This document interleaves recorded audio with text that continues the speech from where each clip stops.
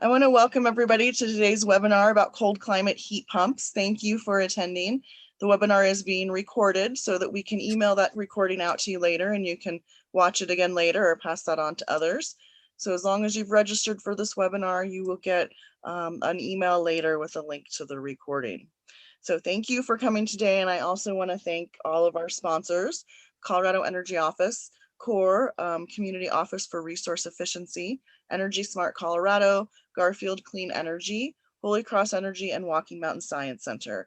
I am Nikki Moline with Walking Mountain Science Center, and we're all happy to have sponsored this for those in the high country today. We do have a Q&A box down at the bottom of the screen, so please, if you have any questions throughout the webinar, just click on that Q&A box and type those in. We will have time for Dave to answer some questions at the end of the webinar. If you just joined us, please feel free to write in chat, maybe why you're here today and what you'd like to get out of this webinar, and we can share that quickly with Dave before he gets started. Again, we're recording this webinar. Along with the recording, we'll send out the presentation slides for you to review as well. And now I want to introduce Mary Weiner. She's the Energy Efficiency Program Manager with Holy Cross Energy, and she's going to tell you about our presenter today. Thanks, Nikki. Welcome, everybody. Thanks for getting off the slopes. I hope the skiing, if you did it today, was really good. So all the way from Boulder, Colorado, is Dave Petroy.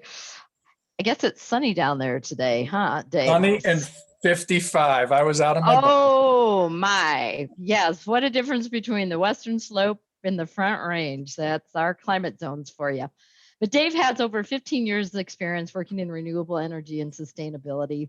He founded the Blue Valley Energy, which is a ground source, or you guys might know it as geothermal heat pump engineering program and design and installation. So he knows quite a bit about geothermal.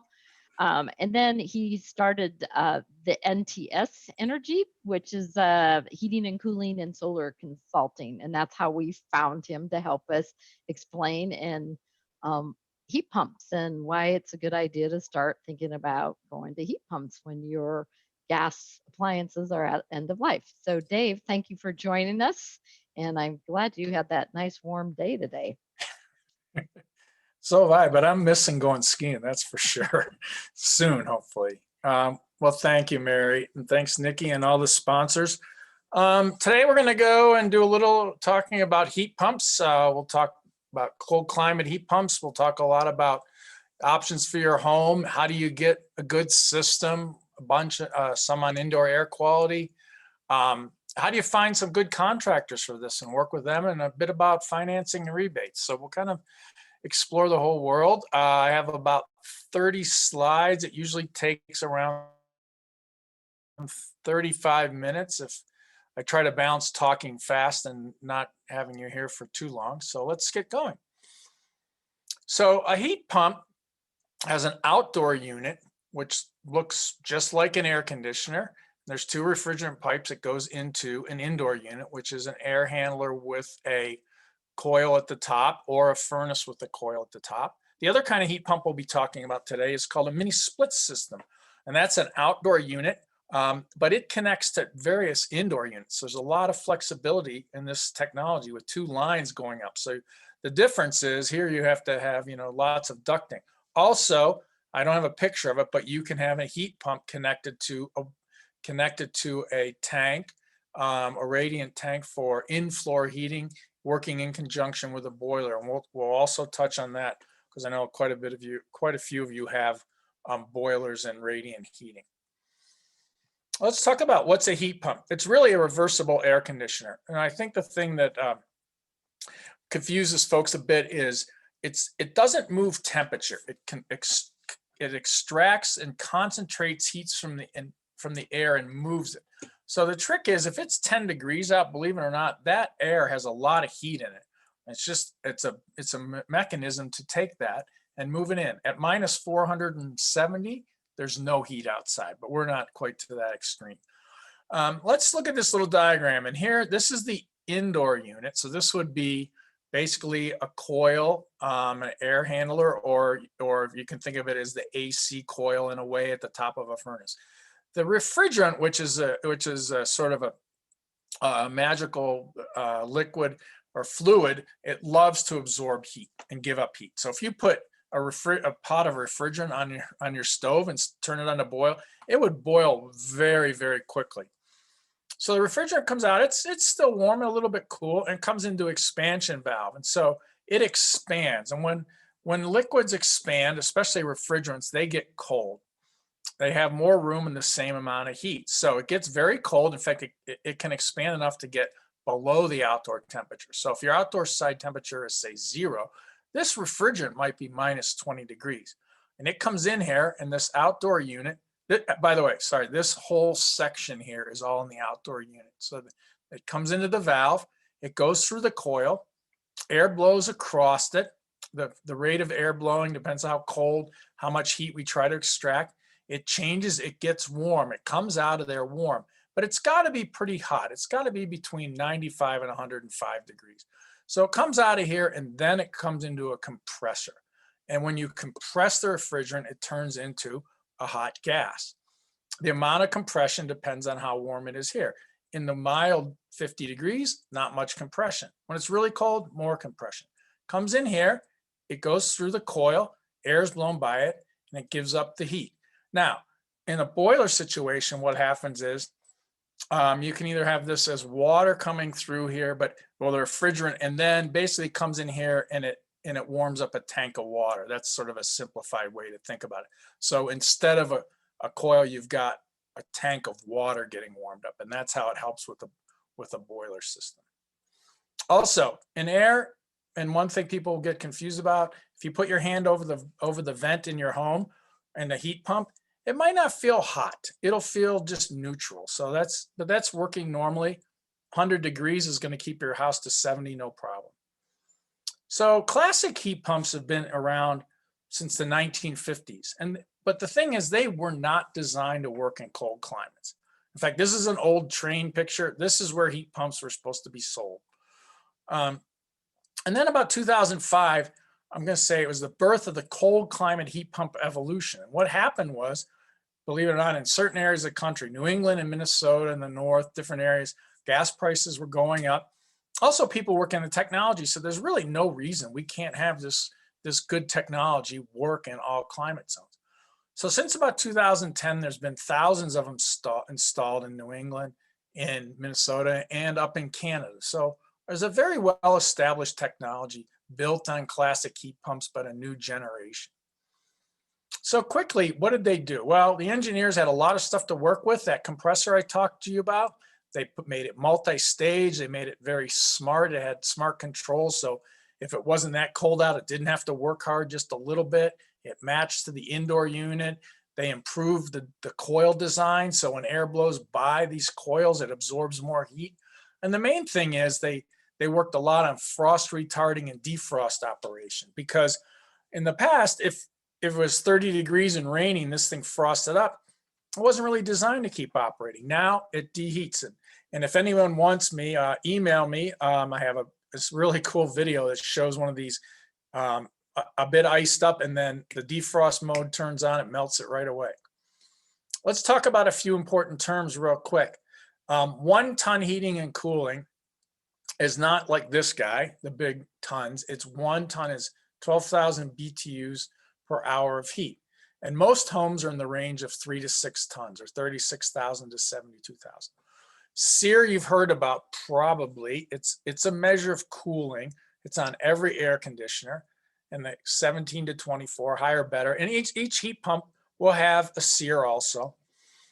And HSPF is heating season performance factor. That's the heating, and the higher the number, better. And we're going to talk about this in a minute.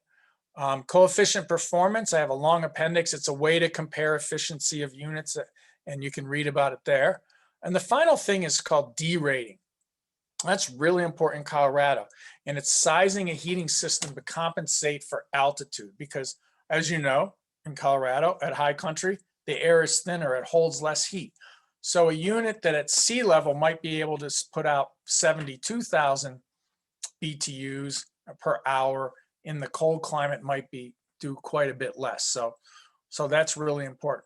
And one thing I want to remember, a heat pump is just an air conditioner with one reversing valve in it to make it go backwards. I forgot to mention that. So it's a, you know, very simple technology. So what do we do with these cold climate heat pumps? What are the key things that are really important? One is the heating season performance factor. Goes from 0 to 14. The higher the number, the better. 12 is twice as efficient as 6. And this is around 2012. So we've got some of the cold climate heat pumps coming into the market, starting to work. And this is the evolution of heating season performance factor. And the best ones today are 13. And most of the almost all the major manufacturers, in fact, all of them, have units between about 10, 10 and a half, 11 and a half. So that's really the sweet spot. And notice in that sweet spot, these are 34% more efficient. And what that means is basically by being so much more efficient, meaning for every unit of electricity, you get that much more heat. That's how they become much more operationally cost effective when heating your home. The second thing had to do with cold climate is, can they really heat your house when it's cold? Remember, I said classic heat pumps 32. So let's look at what they've done with these units. This is 0 down here on the bottom left corner, up to 60 degrees. That's outdoor temperature. This is the amount of heating capacity. That's interesting. My text went a little weird there. Heating capacity from 0 to 65,000, which in tons is basically from 0 to 5 tons. And this is the amount of heat a home would need. And it's always basically linear. So at 60 degrees, it doesn't need much heat. All the way up at 0 degrees, it needs quite a bit. And this is the evolution of heat pumps. So the bottom blue line is, back in 2005, heat pumps, they didn't really care that they hate in the cold, so they couldn't do much. So notice you're really below what you need. Over time, every generation, every 2 years, I would say, better and better. And now notice that the heat pumps have enough heat around 15. This is sort of a whole house ducted one. This is the mini splits. And they can do a lot, but there's a little wedge, but don't worry about that. I'll show you in the next slide. That doesn't represent a lot of hours a year. And these are always going to be paired if you have an all electric system. There'll be a little electrical in there to help out. If you pair it with a hybrid system, then whatever the hybrid is, the gas or propane, will help it out. So Colorado, we're very cold. We're unique. We have 4 climate zones. We're the only, us in California, the only states in the US with 4 cold climate zones. Technically, Arizona's got 4, but 2 of them are warm. So we're going to talk about the high country, which is this region. I call it a climate region, 6 and 7. Even though they're different climate zones, it's mainly in the summer that they're a little bit different.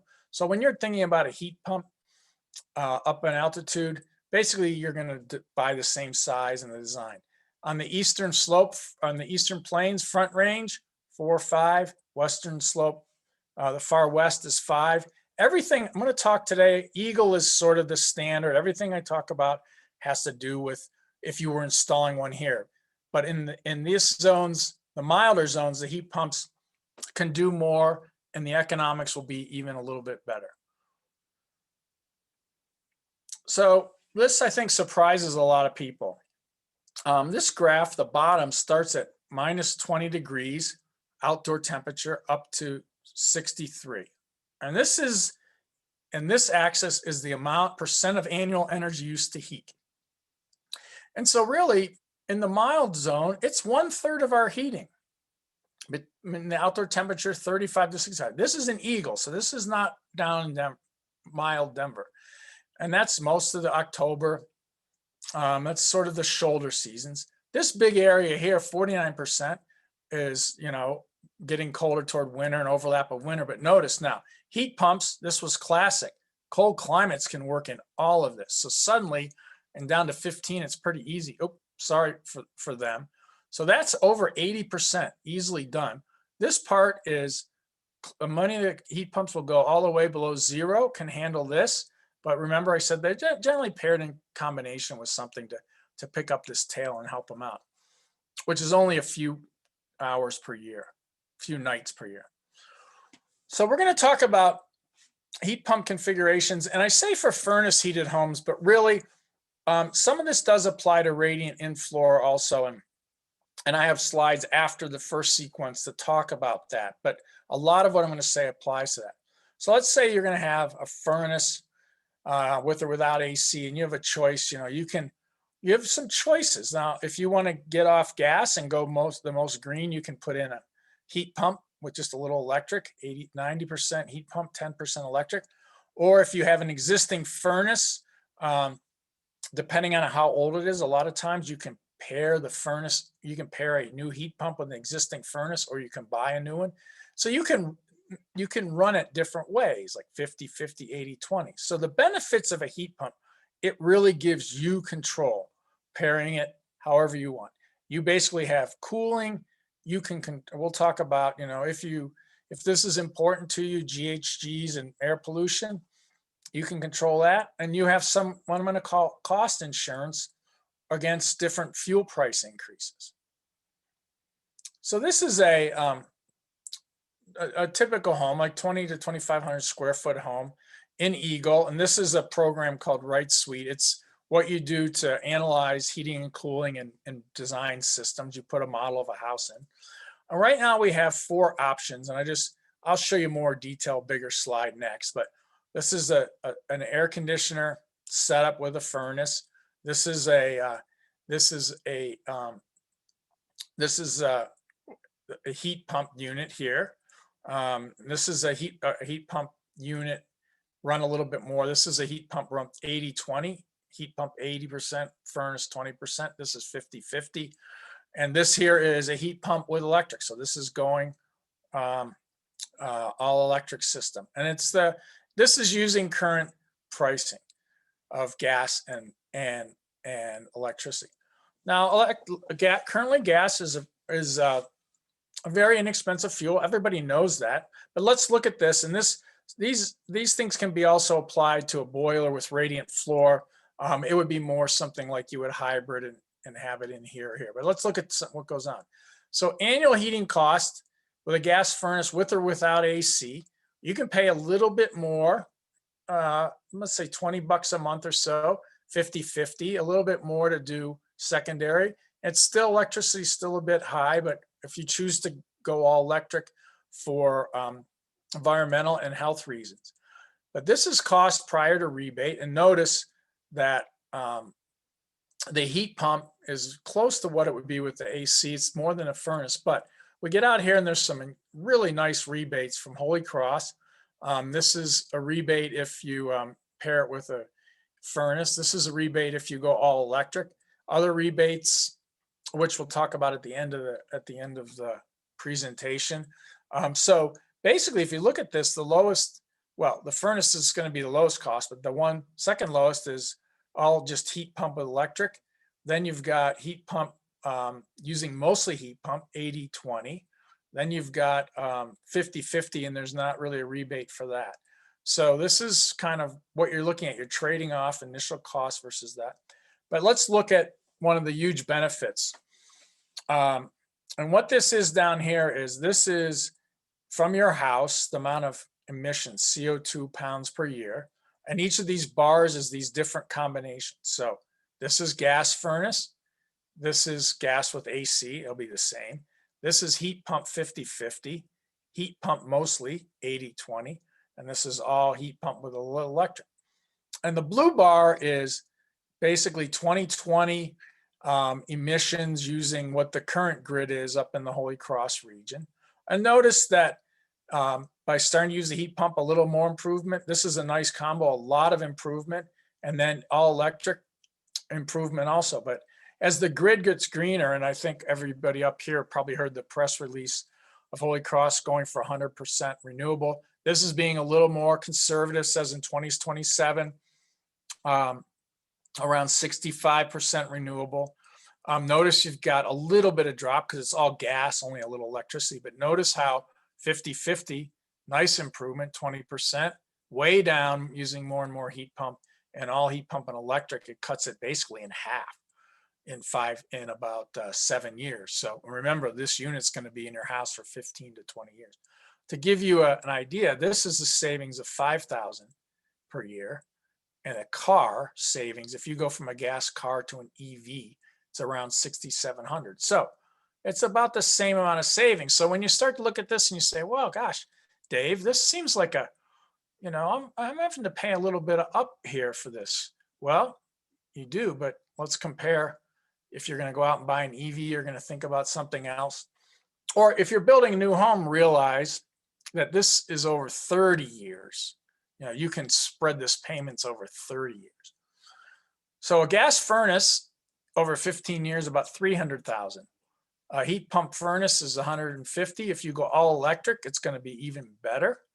A gas car, though, $150,000. Electric car, $30,000. So notice here, I'm saving anywhere from 150 to 170,000 pounds over my 15-year lifespan. On my car, I'm basically saving 120. So I'm saving a little more here. I'm spending about $10,000. Here I'm spending $30,000 to $50,000. And remember, lifespan of this is 15 to 20 years. I guess you can keep electric cars will last that long, but typically not. So just giving you an idea, if this is important to you, the advantages. The other thing I'd mention was, what I'm saying has to do as you convert over, and I'll show you the next slide about boiler, it does apply also. Natural gas pricing. So I used to be in the industry and I still follow it quite a bit. This is the price of gas over since 2004. This is in Colorado, residential average price. And it's gone down and the technology has been amazing. I mean, the ability to find and gas, you might have feelings one way or the other, but you can't deny that the technology advancement has been pretty spectacular. Now, let's look at this. This is today's price. The red line is basically the break even, roughly the break even cost for gas. And anyone studying the industry knows over the last almost 8 years, they've been really on the losing money or just barely breaking even. So we're going to look at what happens if gas goes a little bit up into these ranges. Up, I think I have up to here, 0.8, 0.65, just to give you an idea. If you have one of these systems where you've got the Geo, if you've gone all electric or you've gone hybrid, it gives you what I'm going to call insurance against unexpected, because it might go down. It's not realistic to keep forever losing money. So it trends over the lifespan of your unit. It's going to be up in this range. So this is 4 scenarios. This is if you just replace a furnace, or you have a great furnace, but you don't add a heat pump. Here's if you add a heat pump and you have 25% with a heat pump and 75% furnace, 50-50, 80-20. And this is the one with a nice rebate. The electric, I didn't put on here, basically stays the same. Not affected by gas. This is gas today, blue. And this is the change in that range I showed you, 65 and 80. Now, blue today, pretty close, $20 a month. You can do, just run the heat pump a little bit. And remember, you're in charge. You have the ability to decide which system you want to run. You can decide on cost, on pollution, on GHG. Notice it goes up all of a sudden. Basically, gas goes up. There's a big jump up. The more you use the heat pump, the less the jump, but it's starting out from a higher baseline. But notice, here's the thing. There's at some pricing close to 80, maybe 75, where there's a flip. And all of a sudden, all the way down to 20 degrees outdoor, 80, 20, 17 actually, the heat pump is less expensive to run. So you can decide, depending on what's going on, you're in charge, and it gives you the tools to do this. Remember, these units are a lot lower greenhouse gas emissions than this unit here. So you've got insurance also. That's the point of that. So for those of you out there, I know one's in the comment, what if I have radiant in-floor heat? You can add what's called an air source heat pump it's called air to water, and it basically produces heating into a tank. So either that refrigerant exchanges out here, and this is water, or other units, the refrigerant goes in here and you have exchanger in here. The idea is you pair the heat pump with a boiler. With a new home, small new home, it's possible to do it just with a heat pump, but these don't quite have as much capacity as there. So it's usually a hybrid system. It's pretty straightforward. Then the tank heats your in-floor radiant. Okay, this works great for in-floor and staple up. It's not really effective for high temperature because this just can't produce high temperature water unless you want to replace your baseboard heaters. Now, in a few years, hopefully, there are units in Europe and over in Asia that can produce higher temperature water. They're just waiting for the market to develop more in the United States. The thing about this, it takes a little more planning, a little more thought. These aren't as in stock as much. There's tons of these installed in Canada, by the way. So you gotta, it's not something if the boiler fails, you're just gonna suddenly call someone up and say, come and replace it. So you wanna plan ahead. The summer, if you're getting an old boiler, talk to some. I have in the appendix, there's a real detailed list of all the people and the products that you can chat with. Now, I know somebody's in real estate. This is for homes less than 2,000 square feet. Larger new homes, ground source heat pump or geothermal is actually a really nice option for radiant floor because they have the ability to produce a lot more volume of water.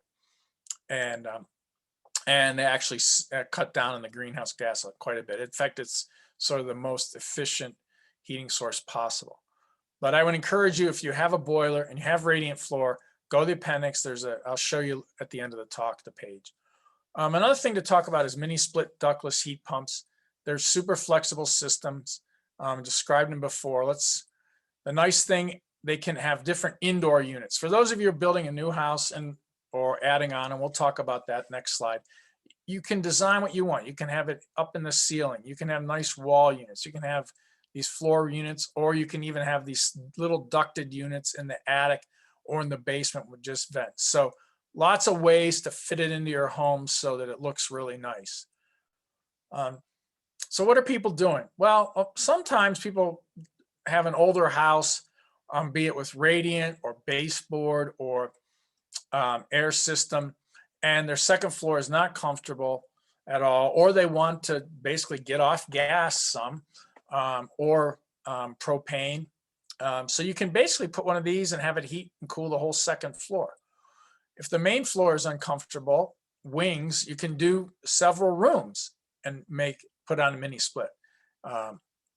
New additions, great room. The nice thing is, like this room here, I can put one mini split, a nice little system in the top part here with little vents, and I'm done. And it's the most efficient system possible. I don't have to extend the ducts.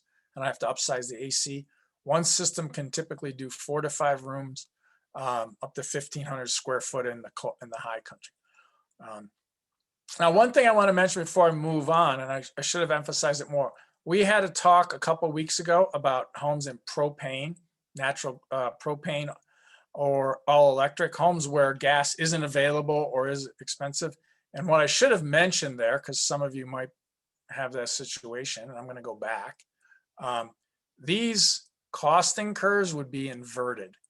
The propane would be the expensive one, high. It would be almost double these other options, or all electric. So in those cases, off grid, the heat pump is by far the least expensive operating option, by about anywhere from 40 to 70% less expensive. So I just wanted to get that in for those of you who might be thinking about those situations.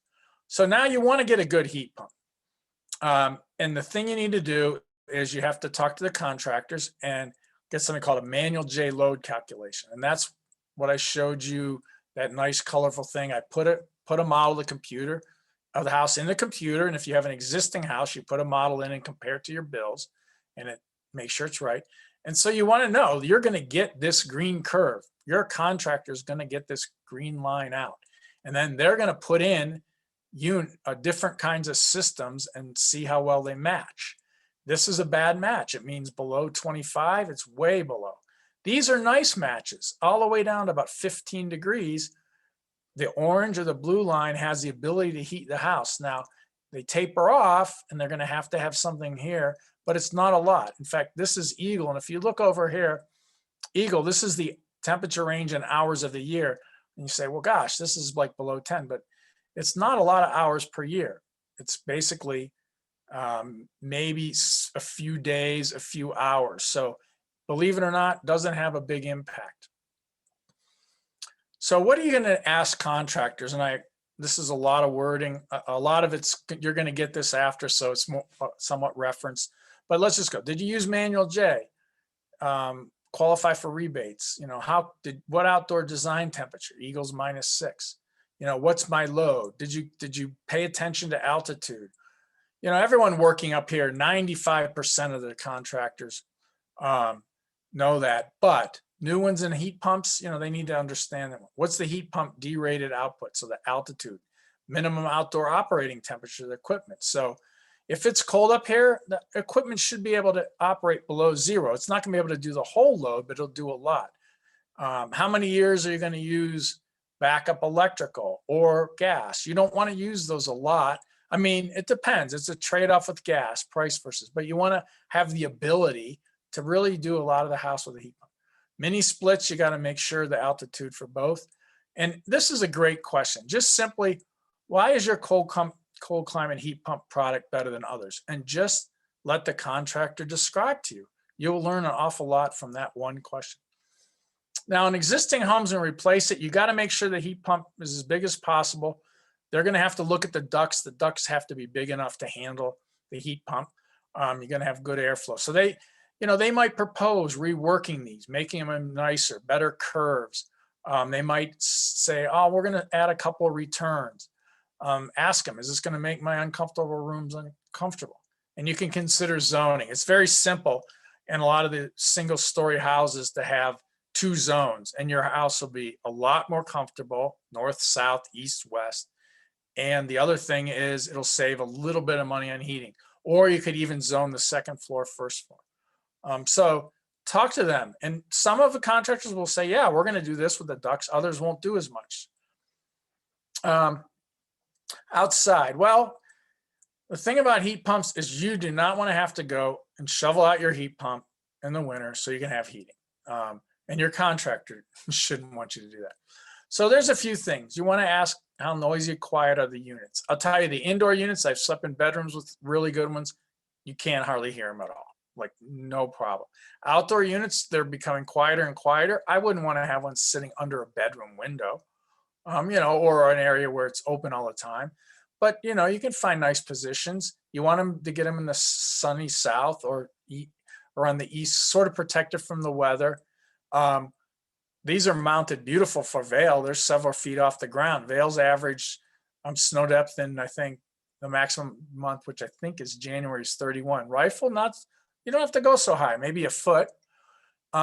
Is it a cold climate heat pump? What's the defrosting strategy? All of them have the better ones have good strategies, but have them talk to you about it and get some pictures. Go visit some sites. Do you have that picture's worth 1,000 words?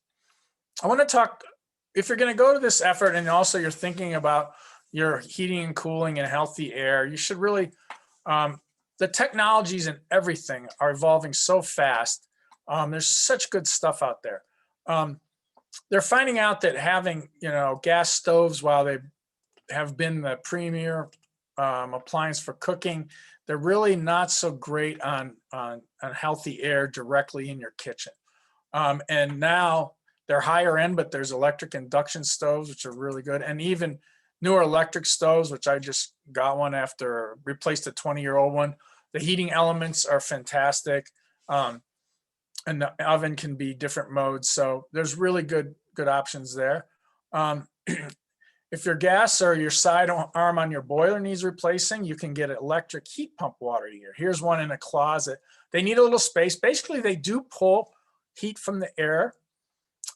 People ask, is it going to make my rooms cold? Not really, 1 or 2 degrees. People ask, well, if I'm pulling heat from the air, is it increasing my cost to heat my house versus hot water?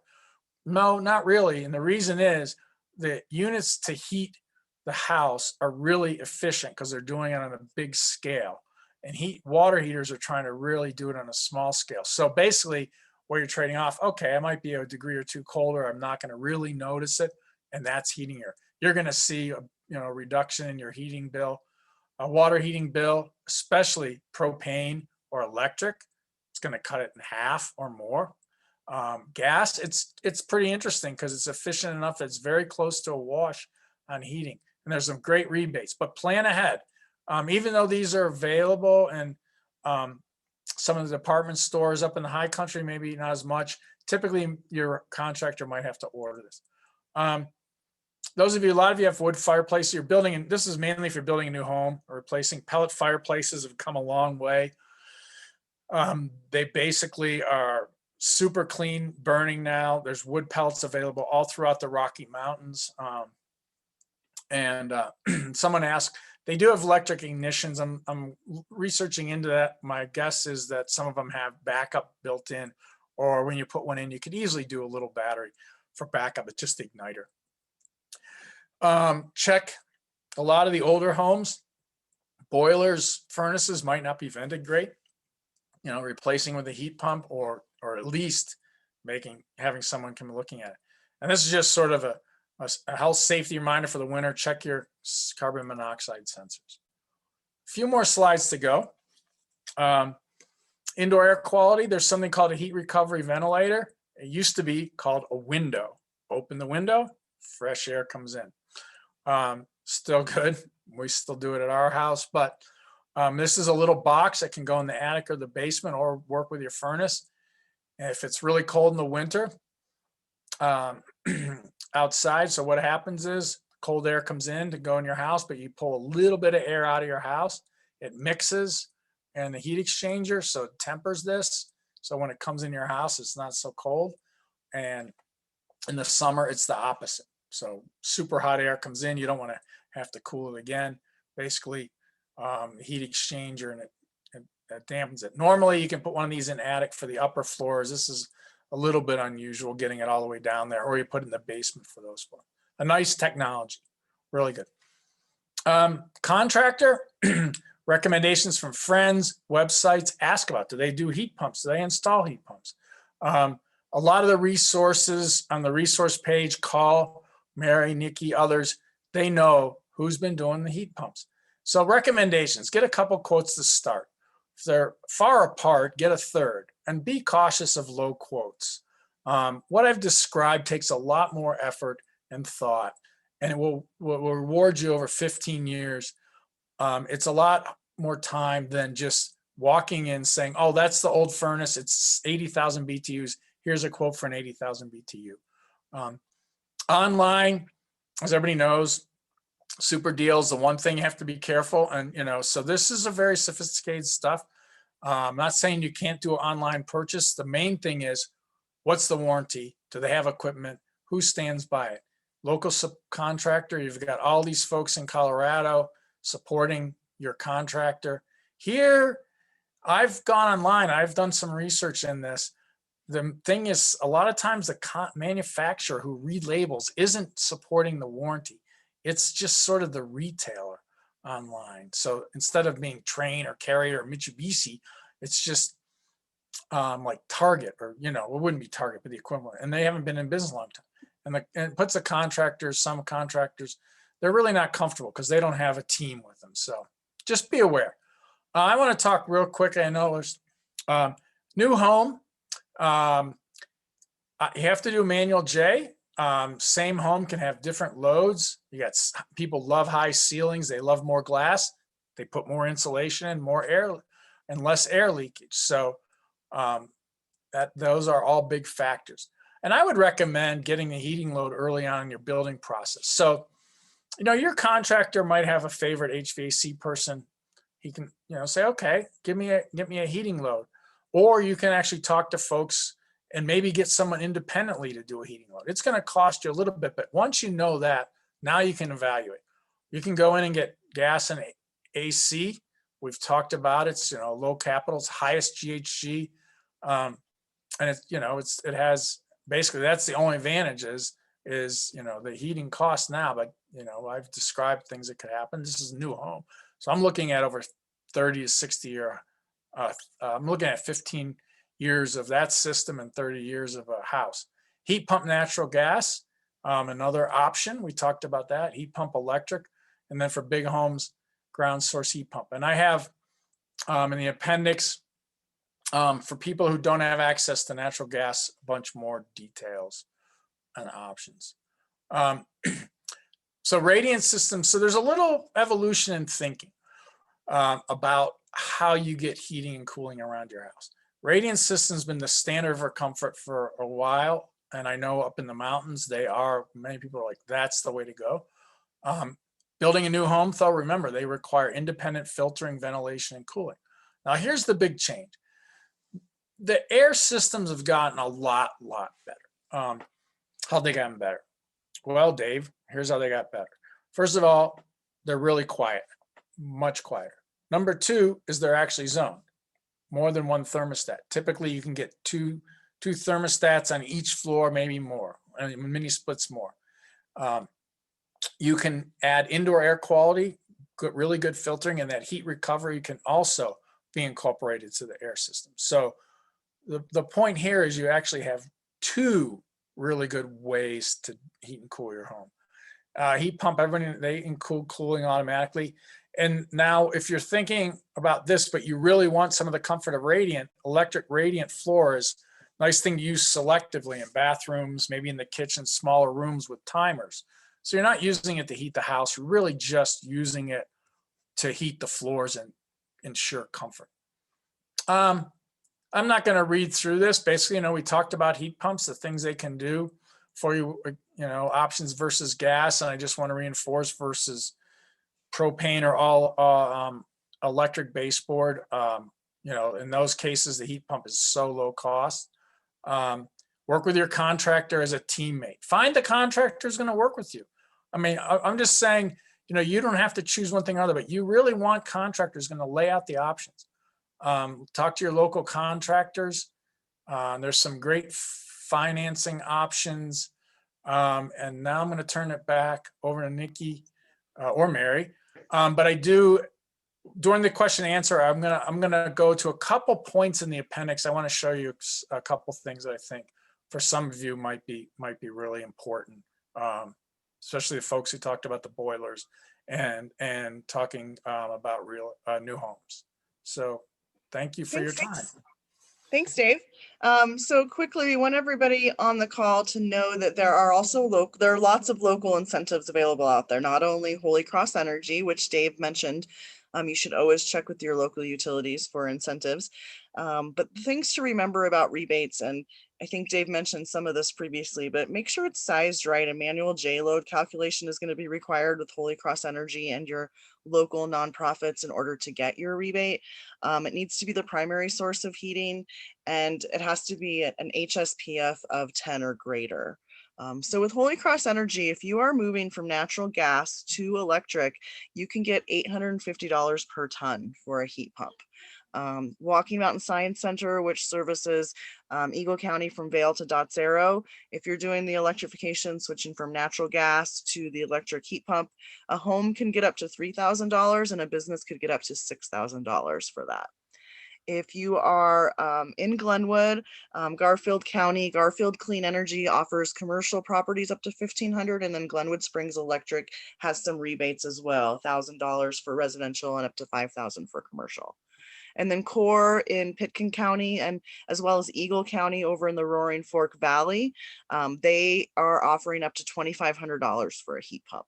So also on this page, you're going to see rebates for heat pump water heaters. That's the HPWH. So this is a good reference page for you to look at later if you're curious about all of these rebates.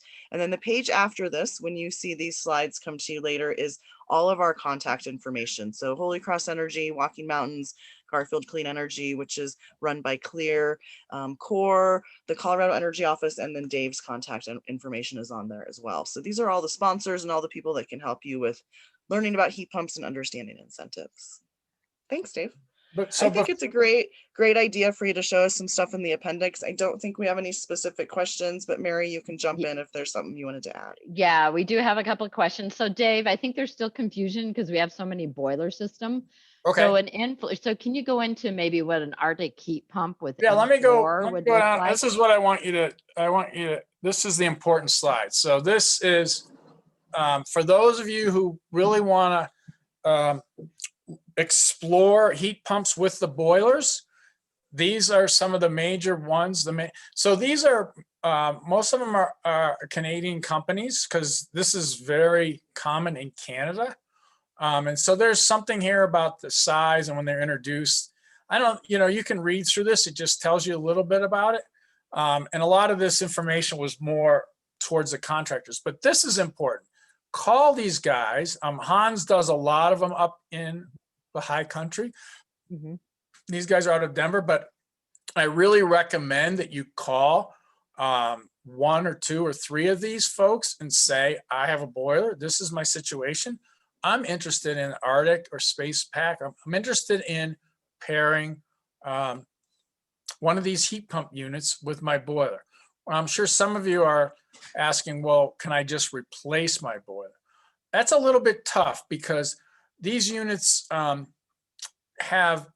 a little bit less capacity. So if you have a smaller home, maybe like 2,000, 1,700 or less, you might be able to go with a heat pump and electric in your tank. But if you get a bigger home, you pairing it or going to two of these. So just a heads up. But really, I would encourage you, if you really want to explore this, to talk to these folks. I would recommend calling Hans and one of these other folks. I know Brian, and just do this ahead of time. Do this in the summer.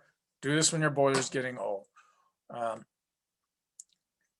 So hopefully that helps. The other thing I wanted to show here was, okay, I have something on ground source, but I did want to show this somewhat complicated slide, but this is, and I haven't put one together yet. We're going to have, hopefully sometime this year, we'll have a few just whole talks focused on new homes, because you have lots of great choices.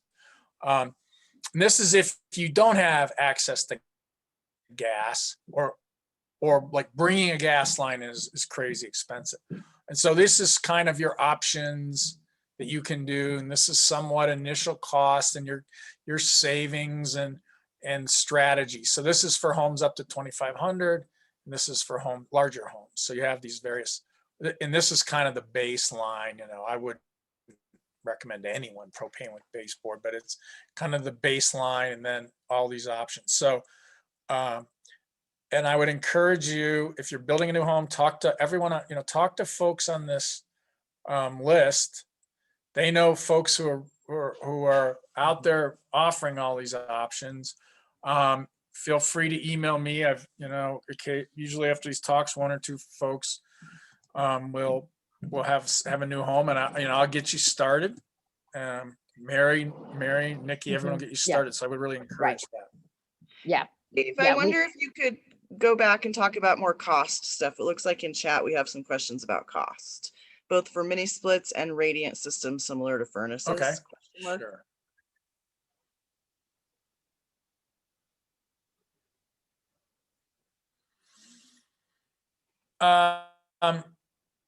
Okay, let's go. All right, so we have mini splits for, I didn't really talk much about cost on this, but let's say you have, so typically you're going to have a multi-zone system. Let's say you get a mini split and you want to do a second floor, or you want to do 4 to 5 rooms on a wing.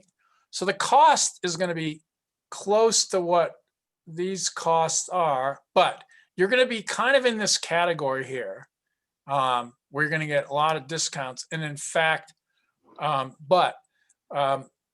they're a bit more efficient than this. So this number would probably be closer to about 1,500. They're going to be about 10% or so more, because you don't have to depend on the electric backup.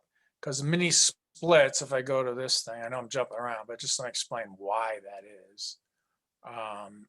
If I go to this, mini splits basically hold their capacity a lot farther and into the really cold temperatures. So they're really designed to work all the way down to between -10 and -18 degrees. So I want to go back and we'll talk a little bit more. Now, if you're going to match, let me go back to this. If you're going to match a heat pump with a boiler system, typically you're going to be doing somewhere in here. So you're going to have like the heat pump doing about half and the boiler doing about half or a little more. So those heat pumps, let's see. So this would be kind of the cost to do that hybrid system, boiler with a heat pump would be in this range also. Adding a heat pump to an existing boiler, assuming you have the tank and everything. So that might be down around $15,000 to do that. So does that kind of address some of the questions in the chat? Mhm. Yeah, I think what is surprising in everybody, if you live in Holy Cross territory, so the Eagle Valley, Roaring Fork Valley, the cost of installation, the labor costs are going quite high now. The actual units are not expensive. It's just the labor costs, because the cost of living is getting so high in our territory that our heating and cooling specialists have to live here too. So but we're definitely working with them to get them trained so they really can get do these much more efficiently, get them in and all that. But it is not surprising to see a quote for $25,000. And let me touch on that a little more. So I have kind of two hats. That I used to do this for 10 years, a lot with geothermal, like very expensive stuff. So I have my contractor hat and my homeowner hat. So I would really recommend, like, this takes work. So you don't want to say, well, I'm going to go out and get 6 bids, because in a way it's not fair to those guys. But go out and say, all right, I'm going to talk to Mary, I'm going to talk to Nikki, I'm going to talk to everyone. Okay, who are 2 people I can get? I want mini splits, or I want boiler Arctic heat pump. Who are 2 people I can talk to and get quotes? So you get those quotes. If they're pretty close, then I would say that's really where it's going to be. If they're far apart, and you guys have, they've seen ones where 30,000 versus 17, like, all right, something's going on here, then get another quote. Be, as Mary mentioned up there, it's expensive for a contractor to operate, so be a little cautious of low quotes. But the other thing is, don't be afraid to, if someone's quoting you, I'll give you an example, a furnace and an air conditioner, just say that, which I know isn't a lot there, and they're quoting you a furnace and the same heat pump, a little bit bigger. I have on one of my slides, it shouldn't be more than 1,500 to 2,000 apart. Like, they shouldn't be way apart. But if they are more than that, and you should refer to that slide, I wouldn't hesitate to say, Mr. Contractor, I really want the heat pump. If you can give me the heat pump for the closer to the cost of the air conditioner and the furnace, I'll go for that. So don't pound on them, but also, make sure that you can get 2 or 3 and talk to them and try to get the heat pump. So a boiler heat pump, you've a lot of you got this. Especially for new homes, start early. Let's start talking about, can I hook up with the radiant floor? I'm going to have do I want a boiler? Do I want all heat pump? Do I really need radiant floor on the second floor? This is becoming a common strategy, is now becoming, I will do mini splits for my whole second floor. I have cooling. I have multiple zones, so every bedroom can have their own thermostat. They work really cold, and they're very, very efficient. And I could put radiant in my bathrooms, electric radiant a little bit. Downstairs, I will, I will do a combo boiler heat pump, or, I will do a boiler for radiant in a few rooms, and then the rest I'll do somehow. So that's what I'm saying. I would really encourage you to work with people and think about all these great options.